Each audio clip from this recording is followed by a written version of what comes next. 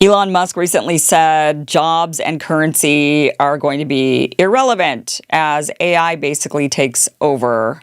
Um, he was at the U.S. Saudi Investment Forum, which was on November 19th at the John F. Kennedy Center for Performing Arts in Washington, D.C.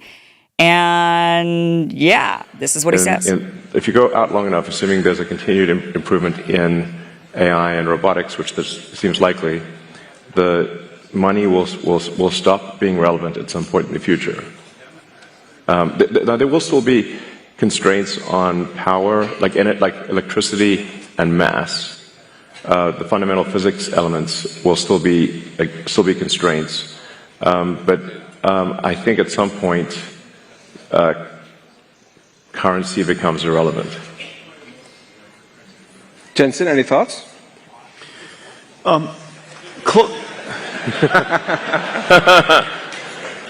the way, the NVIDIA earnings call is later today. And by the way, since currency is relevant.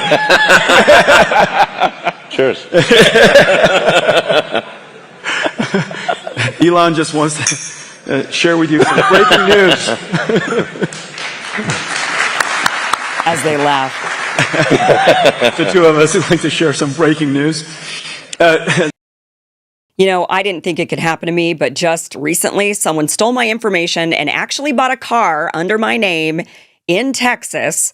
While I was standing in the Idaho DMV getting my new driver's license, a thief was driving off the dealer lot pretending to be me. And I only caught it because I was getting bombarded with alerts. Now imagine if I hadn't seen them in time. And this is exactly why today's sponsor, Aura, matters. If you've ever wondered how scammers get your personal info, your phone number, your address, even where you supposedly work, it's because of data brokers. These shady companies collect your data and sell it to anyone, from marketers to scammers, and they make billions doing it. They don't ask your permission. And while they're legally required to remove your info if you ask, they make the process nearly impossible on purpose. Believe me, I'm going through it right now. But if I had Aura set up before, this thief would have had a much harder time. Aura automatically scans and scrubs your information from those data broker sites, and then it keeps it off. It also gives you real-time fraud alerts, so instead of finding out a day later that someone used your name, you get notified right away. That's the kind of tool I wish I had in place when all of this happened. But Aura is more than just removing your data from shady brokers. It's an all-in-one digital security app. It alerts you if your personal info is found on the dark web. It monitors your credit and bank accounts in real time. It gives you a secure VPN, password manager, antivirus, and more. And if something does happen, Aura covers you with up to $5 million in identity theft insurance and 24/7 US-based fraud support. The fact that companies profit off of our stolen data while we're left vulnerable is outrageous. I learned that the hard way. But I'm not leaving myself unprotected anymore, and you shouldn't either. Protect yourself and your family with Aura. Try it free for 14 days at aura.com/Kim Iverson. And in just 2 weeks, Aura will show you where your personal data is being exposed and start scrubbing it off the internet automatically. Again, that's aura.com/Kim Iverson. The billionaires laugh as they tell us currency will be totally irrelevant. Not really totally sure what he means by that. It's sometimes hard to understand Elon, but he's saying that currency is going to be irrelevant. He goes on to say when he's asked, when, and he says about 10 to 20 years. And I think a lot of this is because he's also and he's saying that, part of his whole the picture he's painting of the future is that jobs are going to be optional, which I'll play that clip for you in just a second. Currency is going to be irrelevant. People are going to have to find other things to do, and governments are going to have to pivot, he says, to helping these people out. And I think that's why he's saying currency would be irrelevant, because basically we'd be living under communism. I mean, these tech giants, these AI tech giants are ushering in communism much faster than liberal left-wing crazies that are, like the Zoran Mamdanis of the world. What power does he have? The people that are going to march in communism are going to be the Elon Musks of the world, the Sam Altmans, those who are replacing human beings with AI, leaving human beings with no purpose, no jobs, no ability to make money, which is why money wouldn't matter, because you'll just be living off your food stamps, essentially. The government's going to have to just divvy out resources to you equally and fairly. And then you go stand in your line and you collect your bread because AI is taking your job. That's the future that they're marching us into with this AI dystopia. And it would be one thing if this were an alarmist point of view. I would understand if this was just an alarmist point of view to say, people freaked out, when the internet was created. Everybody thought, oh no, there go our jobs. And there were some jobs that were lost, but the internet has ultimately created more jobs. And there have been a lot of great things that have happened because of the internet. And so you could say, this is just like anytime there's any sort of technology, new technology that comes out or new technological revolution, people start screaming that it's the end of the world and that all the jobs will be lost and we're all going to be standing in bread lines. Except this time, and I get it, those were alarmist conspiracy theories, sure. But this time they're actually saying that to us. They're actually saying, yes, this is going to be the future for you. Currency will be irrelevant. Jobs will be optional. This is what he says about jobs. This scares a lot of folks here when it comes to the future of jobs. So let's hear about your thoughts, Elon and Jensen, on that. Sure. Well, if you say like in the long term, where will things end up? Long term, I don't know what long term is. Maybe it's 10, 20 years, something like that. For me, that's long term. My prediction is that work will be optional. Optional. Optional. Yeah. So. Why are people clapping? We'll take that. Yeah. Oh, you idiots. I mean, it'll be like playing sports or a video game or something like that. If you want to work, in the same way, like you can go to the store and just buy some vegetables, or you could grow vegetables in your backyard. It's much harder to grow vegetables in your backyard, but some people still do it because they like growing vegetables. That will be what work is like, optional. Now, between now and then, there's actually a lot of work to get to that point. Mm-hmm. Why would we want to get to that point? Read Ian Banks' culture books to get a sense for what a probable positive AI future is like. Okay, so he is, first of all, why would anybody want a future where work is optional? Human beings need to work. Now, should we be working to the bone, 75-hour weeks, grinding away in the coal mines? No. Should we be slaves? No. There is actually a happy medium here. But a society that wastes away with no jobs and we're just sitting around playing video games and sports and drinking beer and, scratching our bellies. I mean, that's how you end up with a society of degenerates who end up on drugs strung out on the street. When people have no purpose, that's what happens to people. When they feel like there's no meaning for their life, that is what happens to people. And Elon is essentially saying, yeah, this sounds like a good thing. In 10 to 20 years, he is saying.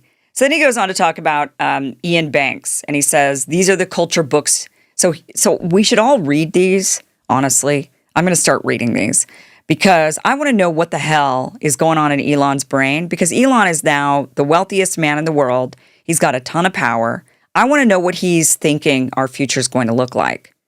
He's already going around and impregnating a bazillion women trying to pop out AI babies or something. I mean, it's like the next step from AI babies. Robotic babies are fatherless children that he's going around and just paying for. He doesn't care. I mean, he doesn't care about human beings. He doesn't care about his own children.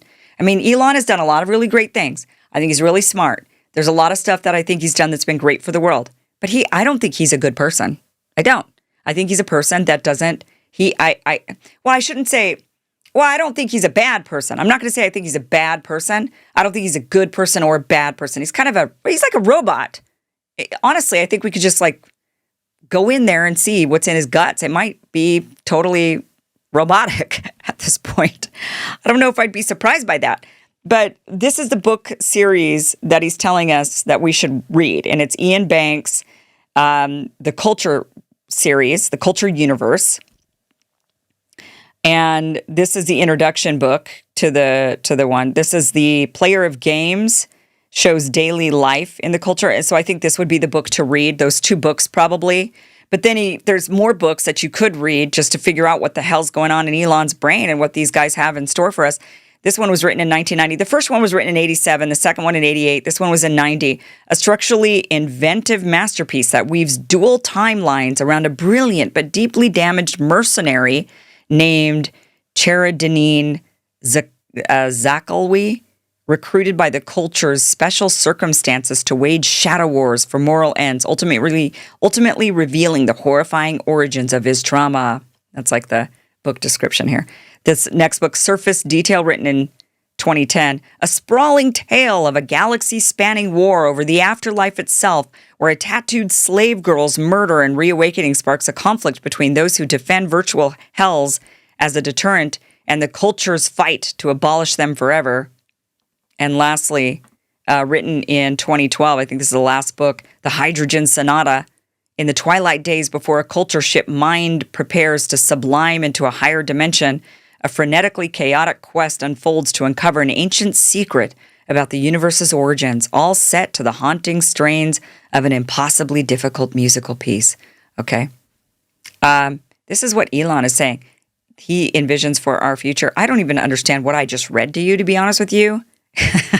Sometimes, authors, they just go out of their way to sound smart, just so that they can confuse you. So then you think, wow, this book is really smart, or these people are really smart. I literally did not even understand what I just read to you. But I'm going to try to read these books because I would like to know what the elites have in mind for our future. You will own nothing and you will be happy. Elon Musk has just admitted that's exactly what his plan is for our future. You will own nothing and you will be happy. Here he is on Joe Rogan's show talking about this. This was 3 weeks ago. He was on Joe Rogan saying pretty much the same thing.